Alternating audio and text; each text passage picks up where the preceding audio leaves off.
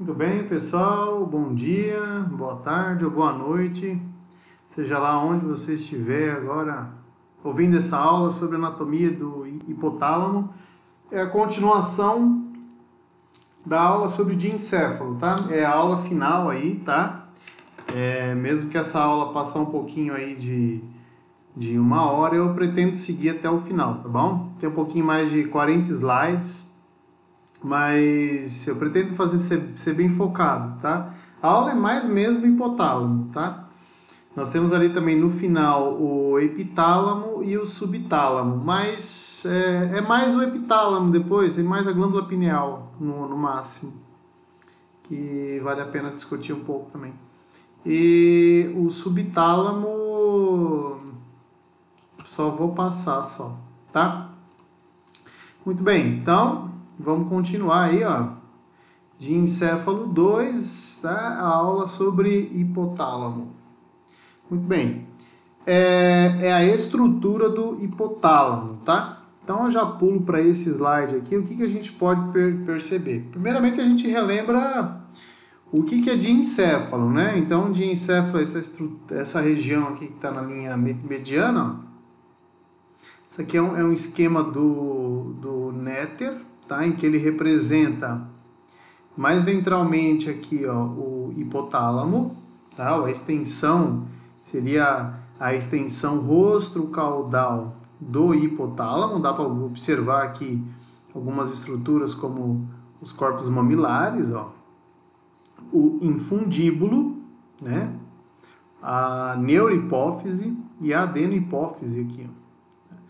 Mas rostralmente aqui nós temos, por exemplo, o quiasma óptico, e aqui mais dorsal temos a comissura anterior. E superiormente aqui a representação do fórnice. Bom, então, e esse feixe aqui, que é chamado de feixe, que é o trato mamilo-talâmico. Tá? Então, saindo dos corpos mamilares e indo lá para o tubérculo anterior do tálamo, nos núcleos anteriores do tálamo. E depois dos tubérculos anteriores do tálamo vai para o sistema límbico. Bom, o hipotálamo é essa região aqui que representa nem 1% no corpo humano, tá? Tem livro que fala que é 1%, tem livro que fala que é 0,3%, tem livro que fala que pesa 1 grama, mas enfim, ele é muito pequeno. Porém, apesar de ser bem pequeno, é uma região extremamente vital para o corpo humano. O corpo humano depende do hipotálamo, das conexões hipotalâmicas e das relações que o hipotálamo possui com vários sistemas, tá? Então, por que o hipotálamo ele é tão importante? Porque ele tem uma relação endócrina, ele tem contato diretamente com vasos sanguíneos, que é aqui na eminência mediana e no infundíbulo e na hipófise toda tem muitos vasos sanguíneos, então as células têm contato direto com o sistema homeostático. Bom, o hipotálamo também tem conexão com o líquido cefalorraquidiano, então existem áreas no hipotálamo que são permeáveis ao líquido cefalorraquidiano. Por quê? Porque lembrando que o hipotálamo ele faz fazer a parede medial, auxilia a fazer a parede lateral para o terceiro ventrículo, tá? Então ele tem contato direto ali também com o líquido cefalorraquidiano. Inclusive as células que estão mais próximos do terceiro ventrículo, elas são células especializadas ali, que auxiliam o hipotálamo a saber o que está passando pelo líquido cefalorraquidiano. Então, qual que é a concentração dos elementos do líquor e dos elementos que estão em vasos sanguíneos, né? Então veja que importante. O que mais, né? O hipotálamo também ele possui uma relação enorme com o sistema límbico, enorme com o sistema límbico. O sistema límbico depende do hipotálamo para que as conexões se projetam, cheguem até o sistema nervoso autônomo, por exemplo, tá? Ele foi chamado por Sherrington, um neurofisiologista já muitos anos atrás, que chamava ele de gânglio autônomo na altura do prosencéfalo, tá? De tão importante que ele é ali, pela sua posição extremamente importante. Ele é um dos que mais controlam o sistema nervoso autônomo, tá? É a região superior mais importante para o controle do sistema nervoso autônomo. Ele controla tanto vias simpáticas quanto vias parasimpáticas, tá? Os núcleos hipotalâmicos recebem e se projetam para núcleos que estão na coluna eferente visceral especial, eferente visceral geral, recebe informação sensitiva do paladar, recebe informação sensitiva da luz e assim por diante. Então vejam que é uma estrutura pequena, tem uma quantidade de substância cinzenta ínfima em relação ao córtex cerebral, porém se você lesionar uma área do tamanho do hipotálamo no córtex, a pessoa consegue sobreviver. Se você retirar o hipotálamo, você não consegue sobreviver, tá bom? Então, devido a essa especificidade dele, tá bom?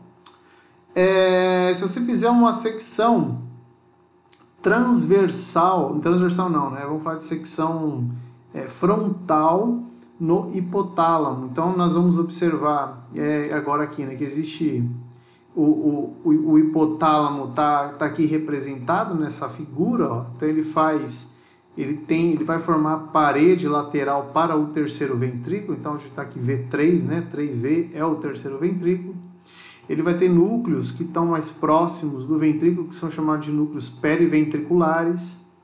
Ele vai ter núcleos em uma disposição não periventricular, porém em uma posição mais próxima do plano mediano, que é chamado de núcleos mediais. Ele vai ter núcleos que estão em uma posição dorsal e núcleos que estão mais próximos ali da face ventral do encéfalo. E ainda vai ter núcleos que estão em uma posição mais lateral. E o ponto que você divide o que é hipotálamo medial do que é hipotálamo lateral tem uma estrutura anatômica ali, que atravessa o hipotálamo praticamente de dorsal para ventral, assim, uma grande distância, que a gente chama de fórnice, tá? Então, fórnice são fibras hipocampo mamilares, né? Tem o feixe aqui, hipocampo mamilar, que está vindo lá, são axônios que estão vindo lá do hipocampo, cruzando pelo fórnix até, passando pelo fórnix, cruza o hipotálamo até chegar nos corpos mamilares, tá bom? Então tem como o fórnix é uma estrutura bem aparente no hipotálamo, geralmente a gente utiliza ele para dizer o que são núcleos mediais, são os núcleos medialmente ao fórnix, e o que é a região lateral, ou núcleos laterais, são esses que estão lateralmente ao fórnix. Ok? Muito bem, sobre o fórnix aqui, só para demonstrar ele novamente, caso você não se lembre da aula que eu comentei sobre substância branca cortical, então aqui está ele, o fórnix, né? Ele é formado pelas células oriundas ali do hipocampo, elas contornam os ventrículos laterais e vão em direção aos corpos mamilares. Inclusive ela tem porções, né? Nós temos ali o que chamamos de os pilares do fórnix, né? O corpo do fórnix e as colunas do fórnix. Bom? Muito bem. Aqui é um outro esquema para demonstrar a posição do fórnix. Ele está aqui representado em preto.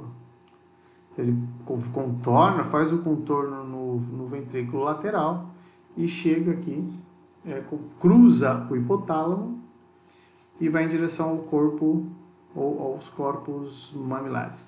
Dos corpos mamilares sai um outro conjunto de fibras também, que é o trato mamilo-talâmico, e segue em direção ao tubérculo anterior do tálamo. Certo? Bom, quais são os principais núcleos do hipotálamo tendo em relação às suas regiões? Tá bom? Primeiramente, que a gente precisa dividir o hipotálamo em 4 áreas. tá? Em basicamente 4 áreas. Tem uma área que ela é mais rostral. Deixa eu aproveitar aqui, ó. Deixa eu pegar essa figura. Vou pôr ela aqui para ficar didático, né? Aí eu vou explicando, ó, ele fez uma sugestão boa aqui. Eu vou explicando e vou mostrando o núcleo, tá bom? Talvez fique mais fácil, ou a posição do núcleo. Eu tenho uma região que tem uma relação muito, muito grande aqui com o quiasma óptica, tá vendo aqui o quiasma óptica? Então, assim, essa região que é anterior aqui, ó, fazer uma pesquisa na web sobre isso. que é só o tocar Google. no ícone de pesquisa abaixo. Ele tá falando comigo aqui, peraí. Eu não vou tirar não, eu vou manter, tá? Tô tirando tudo aqui, tá bom?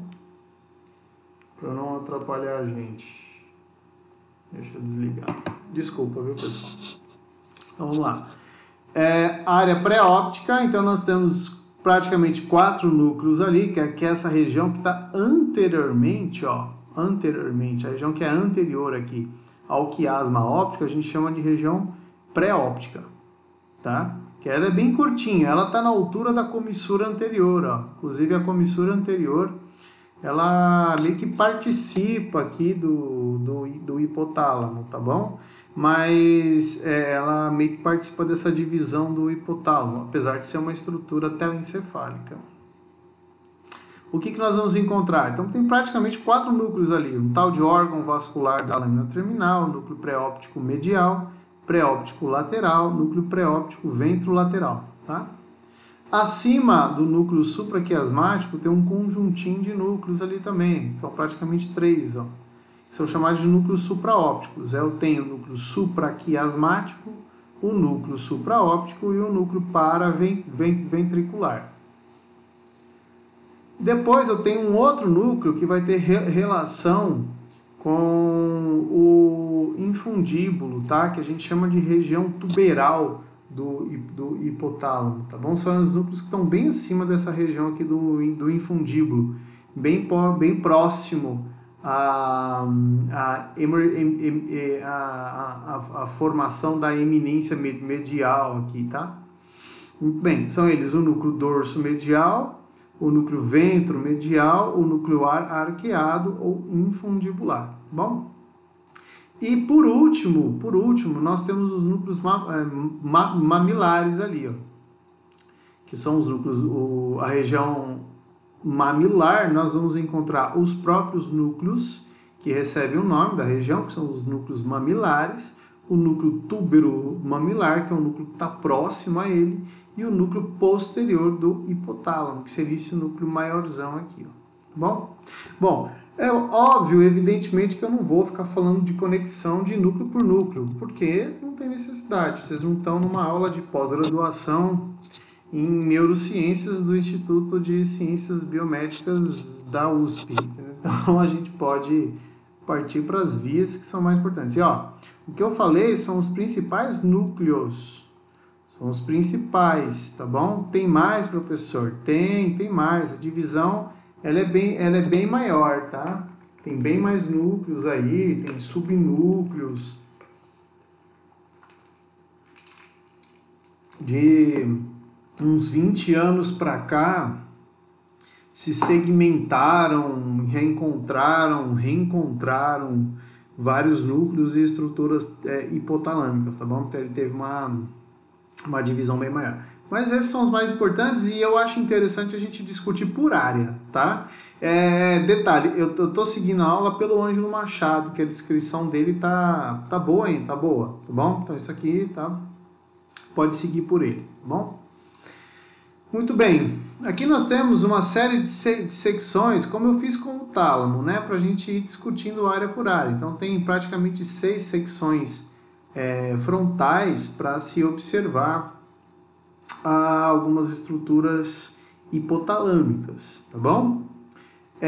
Então vamos observar, esses são esquemas do Netter, ó, onde ele, por exemplo, a área pré-óptica, né? Então essa é a região mais rostral do hipotálamo.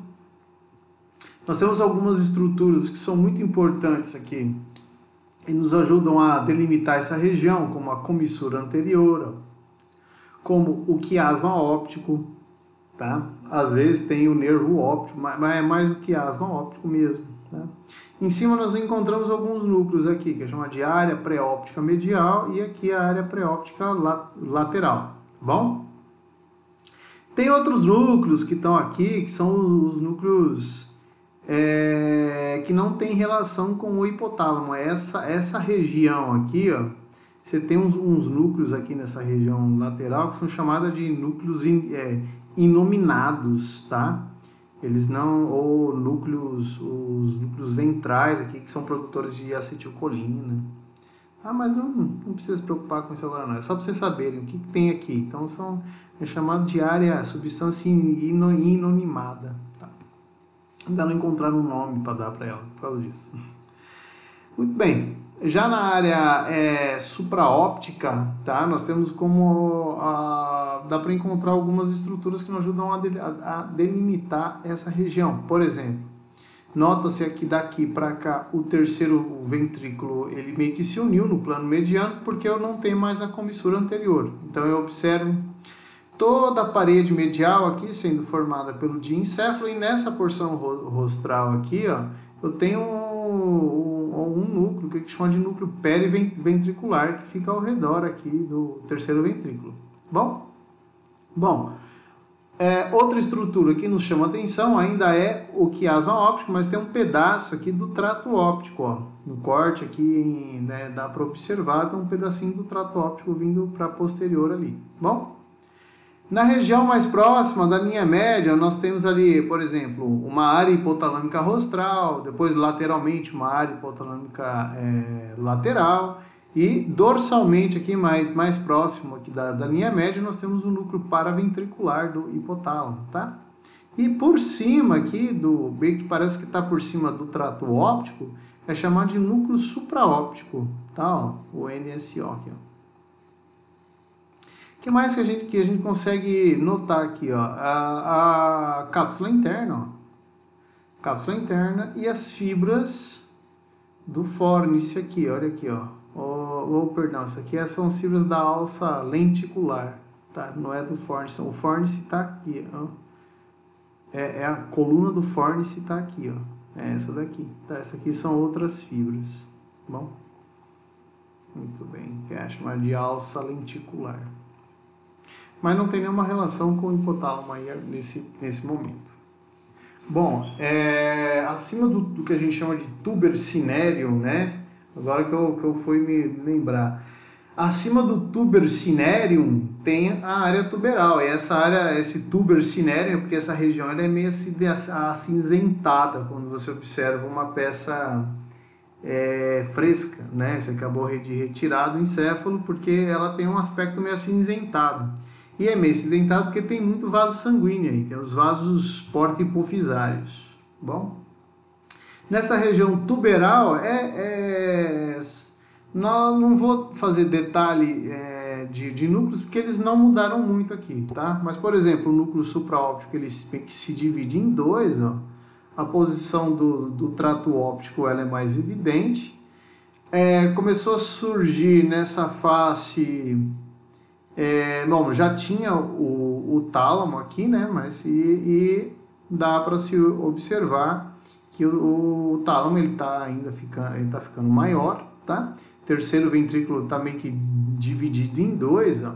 E aqui a gente nota algumas estruturas relacionadas à substância branca, que por exemplo, nós temos aqui o fórnice, ó, que ele está cruzando aqui. Nós temos a cápsula interna que está separando todas essas estruturas aqui. Deixa eu ver se ele aponta o... Não, ele não vai falar. Não. Bom, tudo bem. Eu achei que ele ia apontando o fascículo mamilo. Ah, tem, claro. Ó.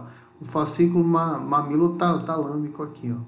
Olha ele aqui. Ó. Eu tinha certeza que ele estava em algum canto aqui. Certo? Ademais, são os mesmos núcleos que nós vimos nos outros cortes, tá? Não muito não, mas também não vem muito ao caso ficar detalhando sobre eles. Bom, a área mamilar, que é essa região que está bem em cima dos corpos mamilares. O que é mais evidente? Mais evidente é a posição dos núcleos mamilares. Bom, Eles são bem grandes, ó, é uma casca de substância branca ao redor de uma substância cinzenta bem densa. Bom, dá para ver aqui que essa substância branca, como é que está saindo dele, ó. Nós temos fibras que chegam a ele e fibras que saem dele, tá bom? Então você tem o fórnice chegando nele e vai ter o trato mamilo-talâmico saindo daí também, tá bom? Nessa região é bem interessante ver o núcleo hipotalâmico posterior, ó, que está bem evidente aqui, ó, tá? Muito bem. E pra gente... eu acho que só está repetindo, ó, não é? Essa está um pouquinho maior, tá? Mas não está mudando muito, não. Praticamente não está mudando quase nada. É um cordiopus, mas esse aqui é um pouco mais rostral do que esse aqui que veio depois. Enfim, esse corte aqui também ele demonstra que não muda tanto, tá? O que vai ocorrer, tá? Existem núcleos que têm uma relação maior com a parte envolvida com a parte endócrina, tá? Então, esses núcleos que têm muito envolvimento com a parte endócrina do hipotálamo, por exemplo, vão ser esses núcleos aqui, ó, os núcleos que estão na área tuberal, tá? E os núcleos que são mais anteriores aqui, né? E os núcleos da região supraóptica, tá? Então, ó, por exemplo, os núcleos da região supraóptica e os núcleos da região tuberal são os que mais têm envolvimento com a parte endócrina dele, tá? Agora você tem os núcleos que são mais rostrais, eles vão ter envolvimento com outras regiões, com o sistema límbico, pode ter envolvimento aí também com o sistema nervoso autônomo. As regiões que são mais posteriores também tem bastante envolvimento com o sistema límbico, com comportamentos motivados, com a busca por alimento, tá certo? Sistema nervoso autônomo também, com muita atividade simpática, tá? Muito bem. Vamos observar sobre as conexões do hipotálamo, tá bom? Muito bem. Basicamente, o hipotálamo mantém conexão com o sistema límbico,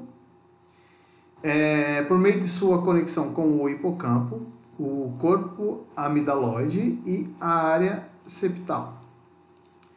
O hipotálamo também bastante conexão com a área pré-frontal, tá? Que é uma das áreas mais que tem envolvimento aí com comportamento motivado, tá bom? E também tem bastante conexões viscerais pela modulação do sistema nervoso autônomo, conexões sensoriais, chegam muito em informação sensitiva nele, e conexões endócrinas, claro, pela sua relação direta com a hipófise. Vamos às conexões com o sistema límbico. Lembrando, o sistema límbico, então, só para a gente relembrar, vai ter uma aula sobre o sistema límbico, tá bom? O que nós estamos observando aqui? Isso é uma vista medial e em laranja está a representação do lobo límbico, tá? O hipotálamo faz parte do sistema límbico, tá bom? Aliás, a parte de saída de resposta do sistema límbico para o sistema nervoso autônomo ou por uma atividade endócrina é via hipotálamo, ou os dois, tá? Dependendo do que estiver ocorrendo, você tem as duas respostas, a endócrina e você vai ter a resposta do sistema nervoso autônomo, tá bom? Então, o hipotálamo ele também compõe o sistema límbico, tá? O sistema límbico está representado aqui, em laranjinha e tal, tem vários núcleos, tá? Bom, um desses núcleos que ele mantém contato é com o hipocampo, inclusive está a representação da formação hipocampal aqui, ó. Tá? Olha o hipocampo aqui, bem pequenininho. Por meio do fórnice, ele conecta o hipocampo aos núcleos mamilares, tá bom? E por meio do fascículo mamilotalâmico, ele se comunica com o tálamo, com o núcleo anterior do tálamo. Do núcleo anterior do tálamo, você tem projeções para o córtex do giro do cíngulo, participando ali, fazendo parte, compondo o circuito de Papez, né? Aí você tem a formação reticular do mesencéfalo, também se projeta para o hipotálamo, por meio do fascículo mamilotegmentar, tá bom? Tegmental, ou tegmentar ou tegmental. O hipotálamo também se conecta com o corpo amidaloide. Aonde está o corpo amidaloide, né? Ele está bem aqui, nesse esquema aqui do Nether, não dá para ver ele muito bem ali, ó. Ele é uma estrutura que ele fica, o corpo amidaloide, ele fica escondido aqui do hipocampo. Então, vocês estão observando aqui o hipocampo, rostralmente o hipocampo, nós temos o corpo amidaloide, tá? Então, ó, nesse esquema aqui, ó, rostralmente o hipocampo, o corpo amidaloide está ali. O corpo amidaloide é um conjunto de núcleos, tá? Tem mais de 10 núcleos dentro desse conjunto.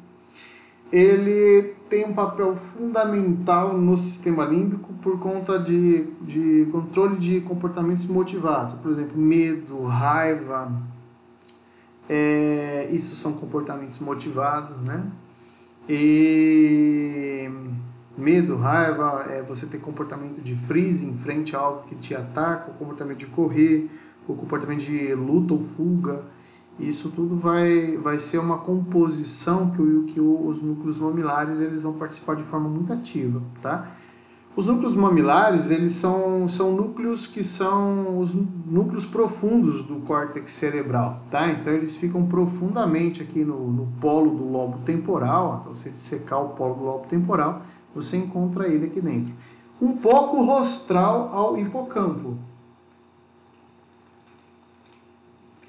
Ele tem relação com o hipocampo de proximidade. O hipotálamo também se conecta com uma região chamada de área septal, tá? E a área septal, essa área aqui que fica, como se esse aqui é a representação, ó. Isso é o giro do cíngulo, ó, e o giro do cíngulo acaba aqui, tá bom? E aqui também tem um giro também, que é o giro temporal superior, né? Ele finaliza aqui, tá? Na face medial do encéfalo. E o que vocês estão vendo? Aqui nós temos uma área septal, que ali é um núcleo que fica entre o córtex e o hipotálamo, tá? Essa área é muito importante porque também participa aí, está muita relação com o sistema límbico, tá? Então, o hipotálamo ele vai participar de conexões com ele, tá bom?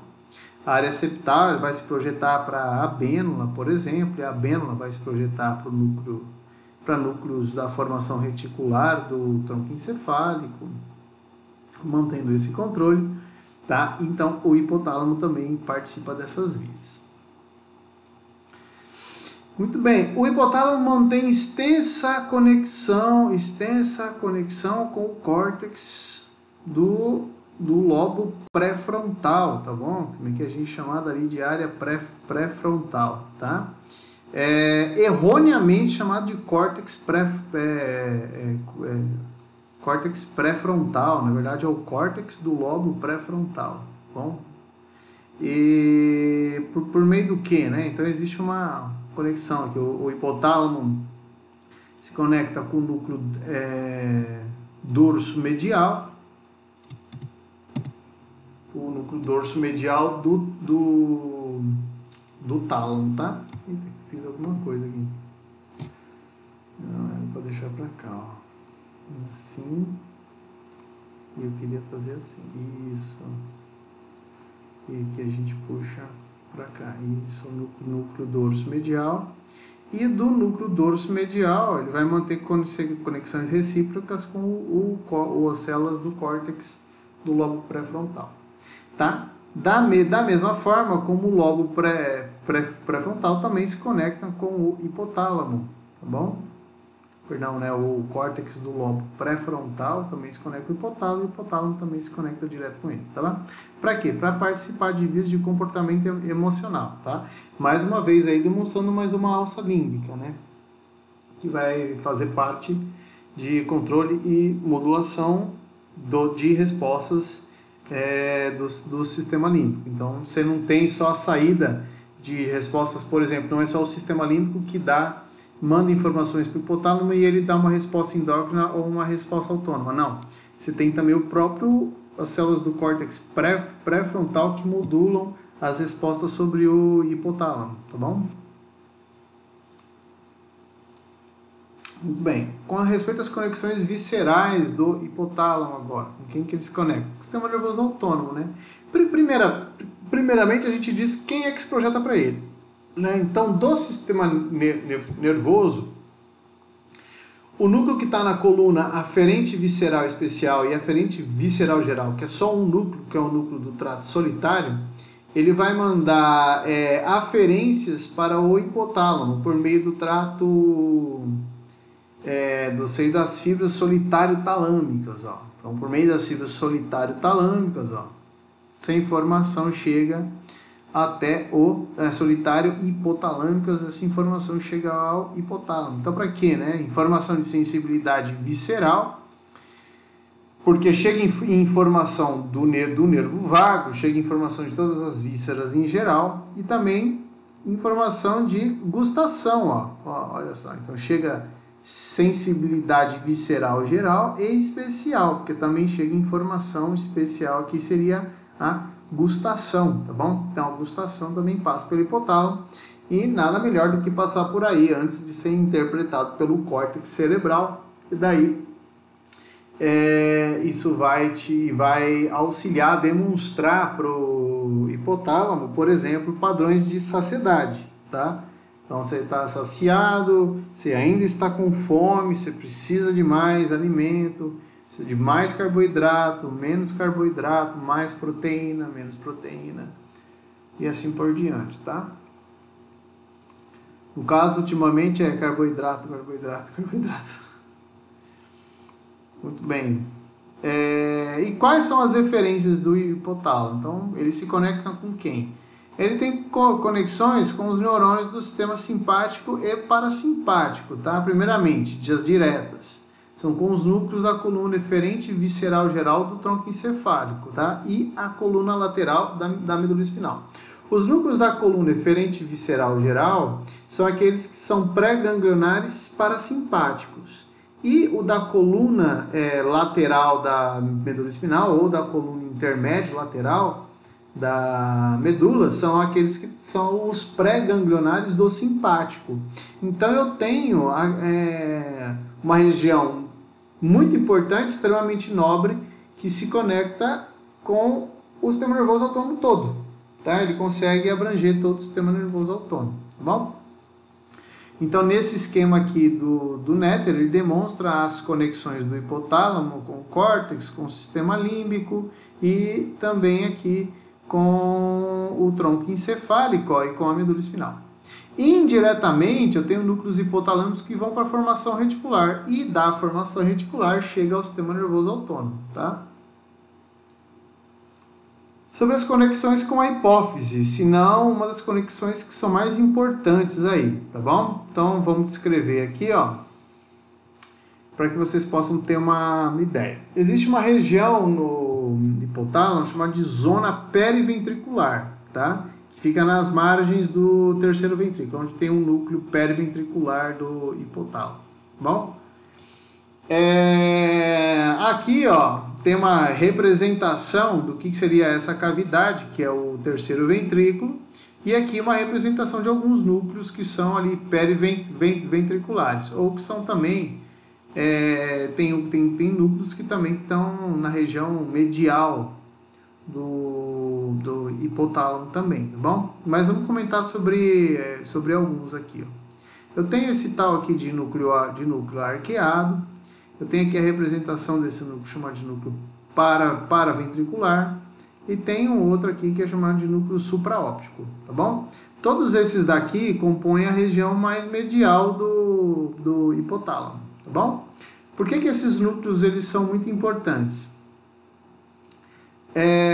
Porque eles produzem hormônios que são liberados diretamente na neurohipófise. Então, como que isso ocorre, né? Então, eles são produzidos nessas células, e as células desses núcleos, eles formam feixes, Esses feixes, eles se acumulam e eles descem e formam isso aqui, aqui chamado de eminência mediana, afunilou, virou o infundíbulo, e essas fibras, elas seguem até a neurohipófise, tá bom?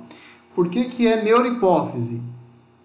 Por que é neurohipófise? Porque ela tem conexão direta com o diencéfalo. Ela é formada por fibras diencefálicas. Tá bom? Esse trato, esse conjunto de tratos que ele é descendente, vem em direção à neurohipófise, ele é chamado de trato hipotálamo hipofisário, tá? Então, ali, ó, eu tenho aqui fora o núcleo supraóptico, a porção magnocelular do núcleo paraventricular do hipotálamo, tá bom? Muito bem, então elas pegam e passam por aqui, só que não são todas que produzem, por exemplo, só o núcleo supraóptico e o núcleo paraventricular que vão despejar o seu conteúdo na neurohipófise. O núcleo arqueado, ele vai modular a adenohipófise. Tá bom? Por exemplo, ele é um dos núcleos que modula a adenohipófise. Como? Ele produz os hormônios liberadores. Tá? Ele é um dos núcleos produtores de hormônios liberadores. Tá bom? Esse hormônio ele vai cair nos vasos sanguíneos que estão aqui ao redor, e desses vasos sanguíneos eles ganham a adenohipófise, e aí eu tenho essa modulação neuroendócrina aqui direta. Tá bom? Então, ó. Na neurohipófise, fibras do núcleo supraóptico e da porção magnocelular do paraventricular. E na adenohipófise, eu tenho a origem, ela tem uma origem embriológica diferente, tá? Ela é de origem do estomodeu, da faringem primitiva. E então eu tenho ali, ó, além da porção parvocelular do núcleo arqueado, ela envia fibras por meio do trato túbero infundibular, mais sistema porta hipofisário, ele vai comandar aqui algumas funções da adenohipófise. Tá bom? Então, muito bem.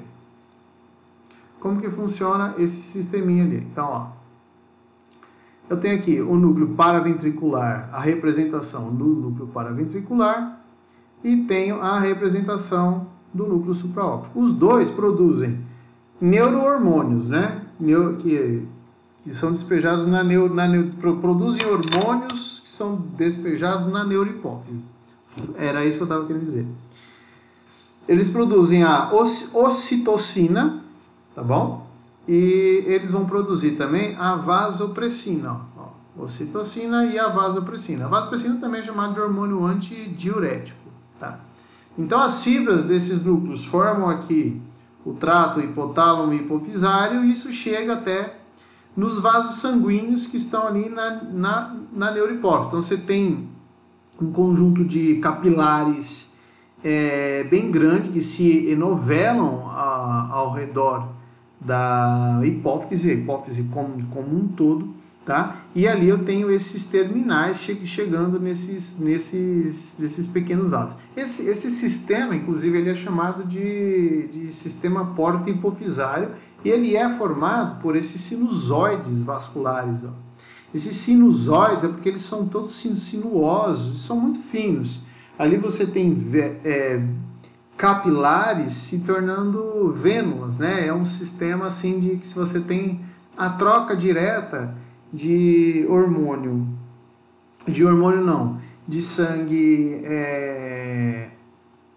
sangue arterial com sangue venoso, tá? Por isso que se torna um sistema porta extremamente importante.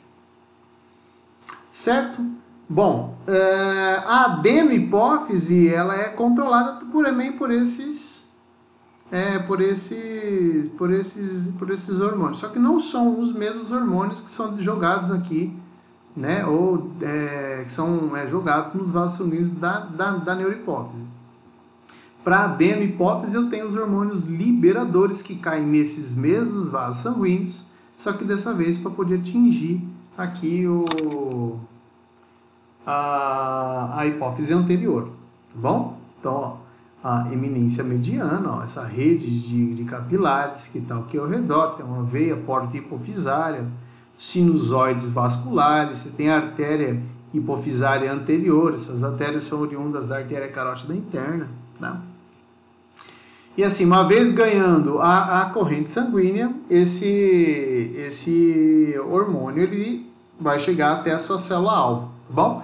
Então, nota-se aqui a complexidade que o hipotálamo ele trabalha. Então, ele tem contato direto com vasos sanguíneos.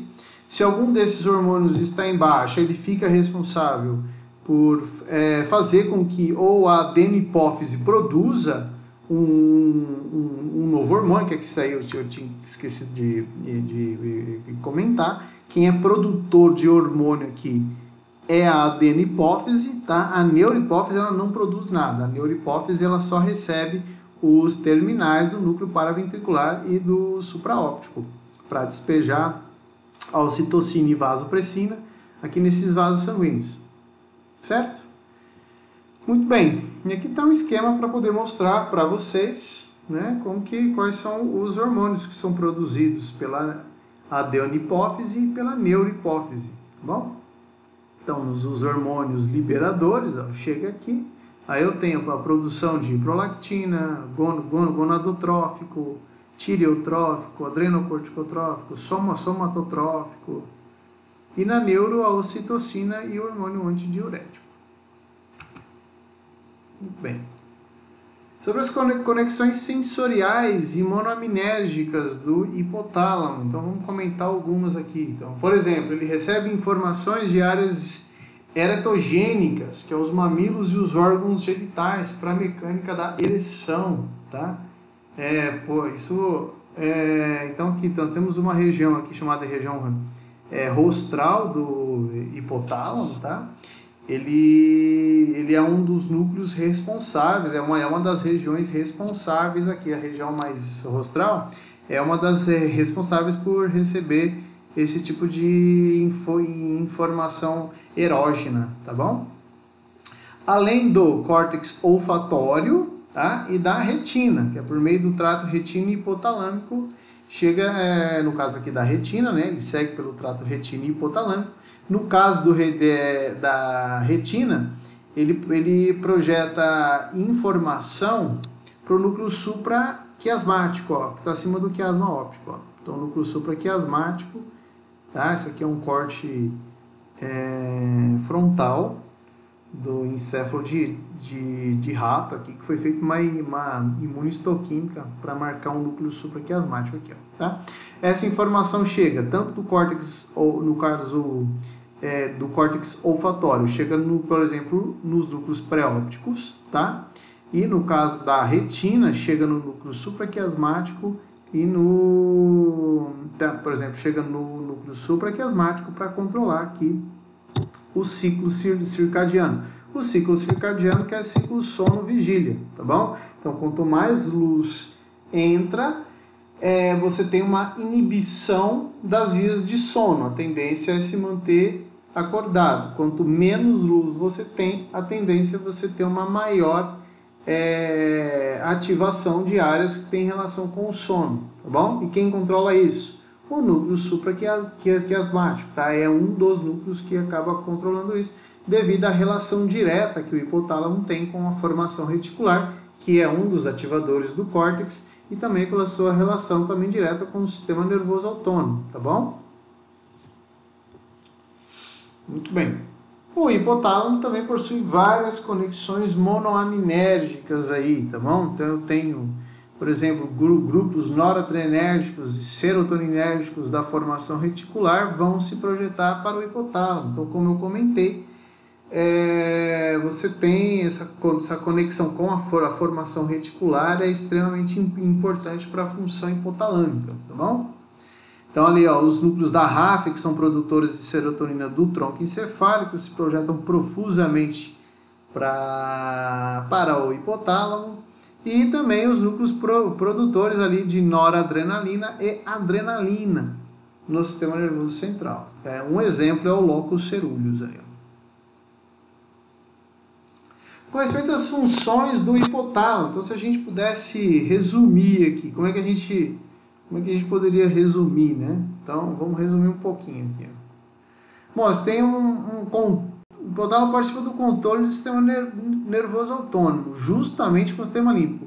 É a rota de saída do sistema límbico. Então, o sistema límbico depende de ter o hipotálamo e depende dessa conexão robusta com o sistema nervoso autônomo. Por exemplo, isso são coisas que... o que eu vou mostrar são estudos bem antigos, tá? Que acabaram se tornando trabalhos clássicos, tá bom? Isso não quer dizer que é exatamente isso que acontece. Mas é claro que aqui, para vocês que estão na graduação, a gente pode falar dessa forma. Talvez nem na clínica você tenha tantos detalhes assim de sobreposição de núcleo hipotalâmico. Tá? Só quem estuda núcleo hipotalâmico, projeção, função, é neurocientista. Tá bom? É a pessoa que faz pós-graduação, vive pesquisando hipotálamo. Tá? Esse sim, se eu fosse dar uma aula dessa para uma galera assim, eu ia ter que me preocupar muito em descrever bem qual núcleo faz cada função. Mas vocês, eu posso dizer o clássico. O que é o mais conhecido? Classicamente, clássicos dos clássicos sobre hipotálamo, né? Então, o hipotálamo anterior, classicamente, ele controla o aumento do peristaltismo, contração da bexiga, diminuição do ritmo circadiano e diminuição da pressão sanguínea, além da constrição da pupila, ou seja, a atividade parasimpática. Tá? Então, a gente pode dizer que os núcleos anteriores, com respeito ao sistema nervoso autônomo, controlam a atividade parasimpática. E os posteriores controlam a atividade simpática, tá? Ou respostas opostas, também não. Então, vou colocar aqui, ó, atividade simpática, que é a oposta a essa daqui, tá? Eu vou até colocar aqui, ó, hipotálamo anterior, atividade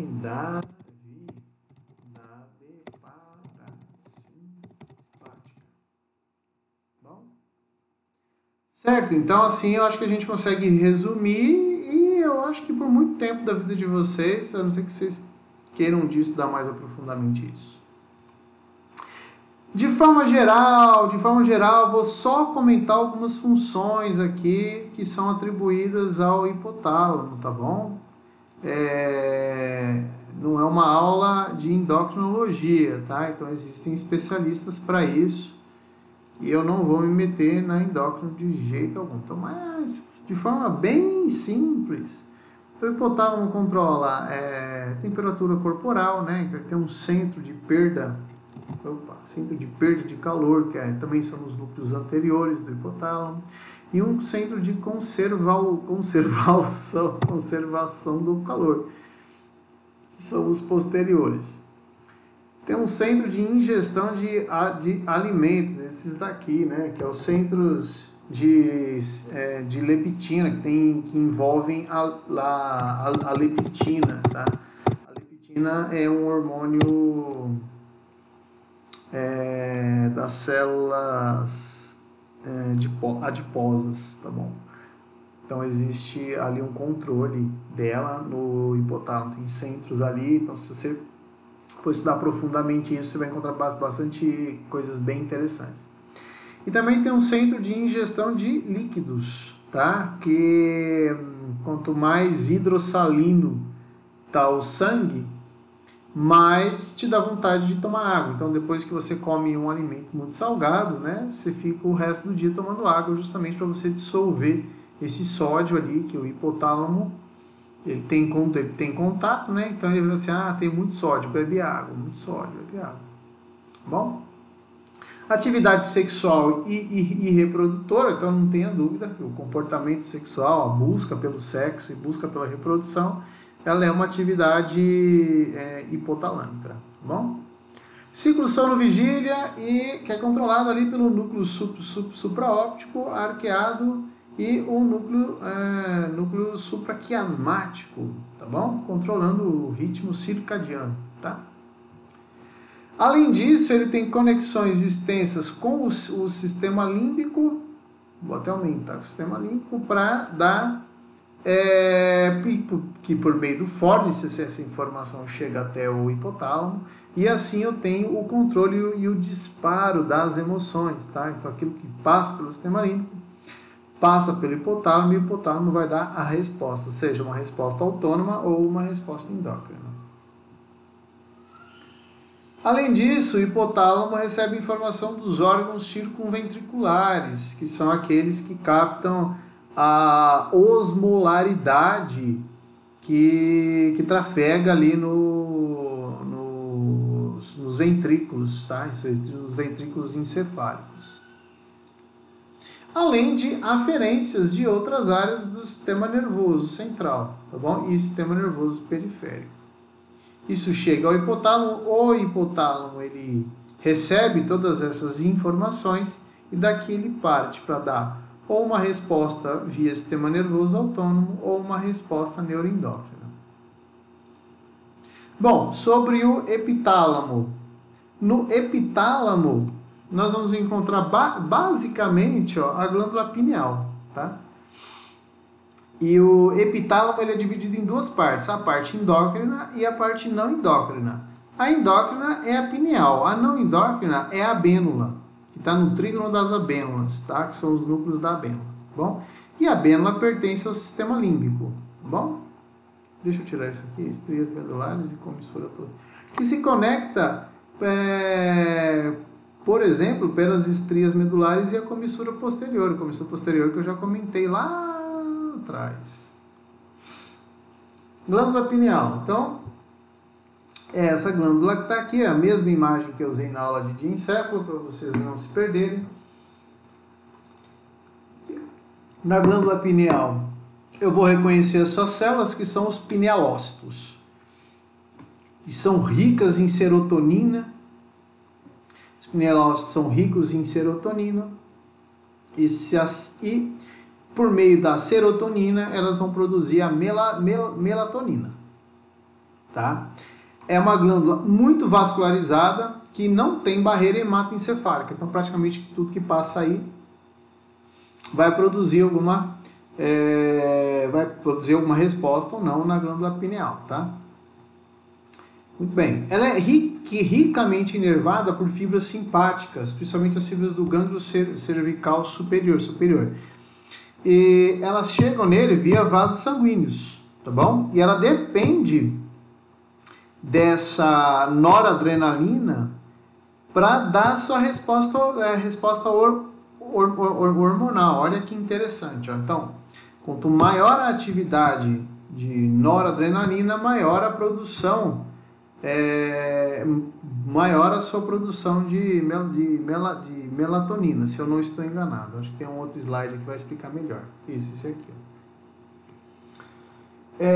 Eu tenho aqui o seguinte, ó, falando sobre a secreção de melatonina. É exatamente isso. Quando você tem menos luz, você tem uma maior ativação da noradrenalina periférica. Isso gera uma maior produção de melatonina e da sua secreção na corrente sanguínea, tá bom? É o que vai te dar os aspectos aí relacionados ao sono. A melatonina também possui uma ação antigonadotrópica. Parece que ela tem uma ação de inibição das gônadas até um determinado período. Isso é bem... a glândula pineal ela tem muita atividade até um pouco antes do sistema neuroendócrino estar totalmente formado, tá? Então, meio que ela participa da regulação neuroendócrina de algumas gônadas. Em um determinado momento, ela diminui muito a sua ativação para deixar com que o próprio hipotálamo consiga funcionar. Mas até o hipotálamo estar ali maduro, você tem uma atividade da glândula pineal, tá bom? Tá? Então, praticamente ela trabalha nessa questão de inibe algumas funções em algumas gônadas, tá? Principalmente aquelas que têm envolvimento com o sistema reprodutor, tá?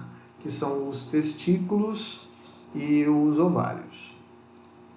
E a melatonina participa do ciclo circadiano, né? Então, são o ciclo circadiano por meio do núcleo supraquiasmática e de tratos da retina. Essa informação chega até a glândula pineal e a glândula pineal promove a liberação de melatonina ou não, diminui a sua liberação. Bom? Ela também participa da regulação da glicemia e da apoptose, mas isso são coisas novas aí, tá? Muito bem. Passar rapidamente sobre o subtálamo, ó. Zona incerta, núcleo subtalâmico, eu acho que a gente nem... eu só vou comentar só sobre algumas conexões aqui que são bem pobres, tá? Por exemplo, o núcleo, acho que fala mais sobre essas duas regiões aqui, ó, que é o núcleo subtalâmico e a zona incerta, tá? Mas o subtálamo como um todo, né? Então ele possui conexões recíprocas com o globo pálido e vai participar do circuito pálido subtalâmico palidal, né? Que é o circuito pálido subtalâmico palidal, né? Onde você tem informação do pálido lateral para o núcleo subtalâmico e do núcleo talâmico para o globo pálido medial, tá bom? Ele está mostrando aqui como globo pálido externo, ó. O externo, subtalâmico, globo pálido interno, ou o lateral e o medial. Então ele tem conexão com parte também dos núcleos da base e está envolvido em algumas patologias, como por exemplo o hemibalismo. Tá? E era só isso, exatamente. Então eu encerro agora a aula, deu aí quase 1 hora, tá bom? Para você, então continue pegando firme nos seus estudos e a aula de encéfalo acabou. Agora vocês vão partir para as aulas de telencéfalo, tá? Telencéfalo 1, depois córtex cerebral, depois a de córtex funcional e depois, por último, vem sistema límbico, tá bom? Agradeço a paciência de vocês, beijo no coração e eu estou à disposição de vocês para tirar dúvida e assim por diante. Até mais, pessoal, fiquem com Deus.